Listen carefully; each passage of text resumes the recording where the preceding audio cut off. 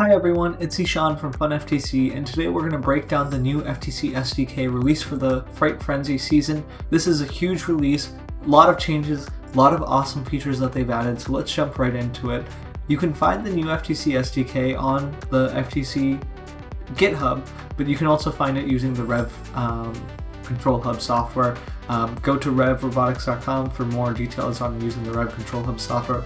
We're going to break down the changes that they released for the GitHub, where they detail all the new features that are in version 7.0. Giving you a voice. Making it loud our own way. Welcome to the fun. First Updates Now is supported by Kettering University. Kettering University is where robotics students come for their education. Over 30% of those who attend Kettering University were in high school robotics, and you can keep going with their BattleBots, VexU, esports, and FIRST mentorship programs. If you are a U.S. student grades 8 through 12, scan the QR code to stay up to date on info and events happening at Kettering and get a free Kettering t-shirt when you sign up by December 12, 2021. We would like to thank our friends at Stryker for supporting Fun so we can continue to make content for you. Stryker makes some of the most revolutionary medical equipment and is a big supporter of FIRST and its participants. If you are looking for an internship or career that supports you being in FIRST, check out careers.stryker.com to learn more. As you can see, created for Fright Frenzy, and so let's go down to the release information for version 7.0. First major change. Add support for external libraries for Onbot, Java, and blocks. This is huge for teams that potentially want to use Onbot, Java, or blocks because Android Studio is very complicated. And now they can use stuff like OpenCV, they could use stuff like Roadrunner. This is absolutely huge for these teams that are not at the level that could use Android Studio, but they could use these external libraries that then push their robot to the next level. I think this really makes it more accessible for teams to build more advanced programs and robots that are more competitive. So really happy with that change right there. It's going to be interesting to see how well it works. I want to see the stability of this, but looking very bright so far. So next thing, they added support for the Robotics Driver Hub. Talking to other teams, the Driver Hub has been used in the past SDK. They're just now officially adding support for it. Works really great. I've only heard good things about the product. I got hands-on with it. Works really well. Definitely recommend taking a look if you have the budget to upgrade to the Driver Hub.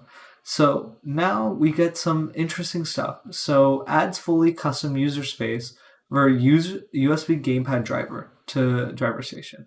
So this allows you to play around with some really advanced stuff with the gamepads. So like you can touch the LED ring on the Xbox 360 gamepad. You can activate the rumble.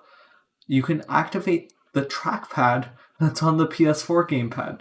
So a lot of really, really cool features being added.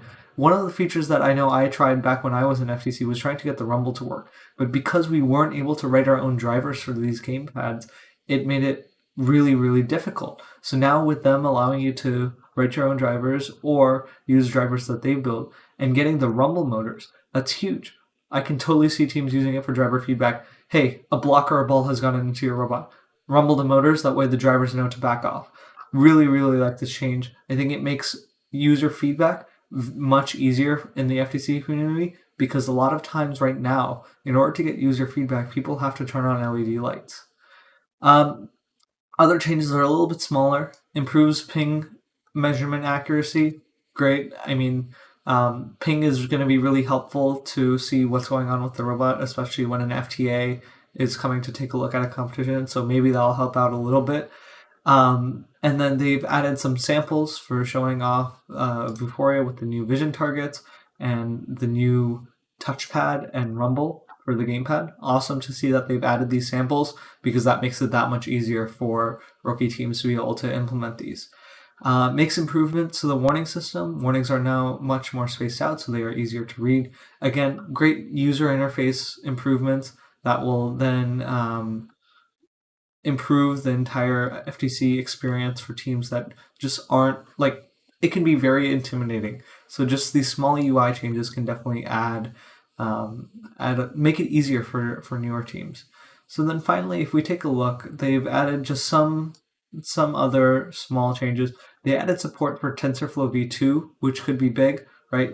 They have the ducky that you can detect during autonomous, but if teams want to use their own app, they could use their own detection method. They could try to use Tensorflow V2, which might make it a little bit easier.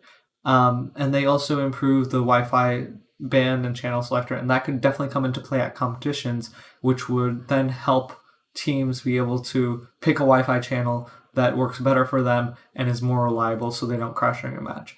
And then they have a ton of bug fixes. Really excited that they are continuing to support this app and make it much better. A lot of really awesome changes. The external libraries and the USB gamepad drivers, two of the biggest changes that we've seen in the FTC SDK in a while. So I'm glad that they're starting to move in a direction that helps support teams. If you're interested in learning more about these and how to use these new features, Gears Inc. is a YouTube channel that does a really good job explaining it. He's the coach of team 2818 GeForce, and he is a part of the FTC tech team, and he is walking through the entire process of adding Rumble and doing some really advanced gamepad stuff in this video. So definitely check him out if you're interested in learning more. That's going to wrap up this update. We'll see you all in the next update. Thanks to Kettering University for their support of this video. Don't just sit in class. Kettering University is the only school in the US that allows you to work as an engineer your first year with their 3-month on, 3-month off co-op programs. If you are a US student grades 8 through 12, scan the QR code to stay up to date on info and events happening at Kettering and get a free Kettering t-shirt when you sign up by December 12th, 2021. We would like to thank our friends at Stryker for supporting this video. Stryker is looking for current and future FIRST alumni to join their internship program, and FIRST mentors who are looking for a great career with a company who actually supports their FIRST journey. Go to careers.stryker.com to learn more. Thank you to AndyMark, GoBuilda, and Rev Robotics for providing components and giveaways to the Bulldogs Robot in 30 Hours team. Don't forget to like, subscribe, and ring the bell to stay up to date on our new videos. Keep the conversation going and provide your input to our content. Watch our live shows at twitch.tv/firstupdatesnow. Join our Discord at discord.gg/firstupdatesnow and check out Fun FTC on Facebook, Instagram, and Twitter, and First Updates Now on Facebook, Instagram, TikTok, and Twitter.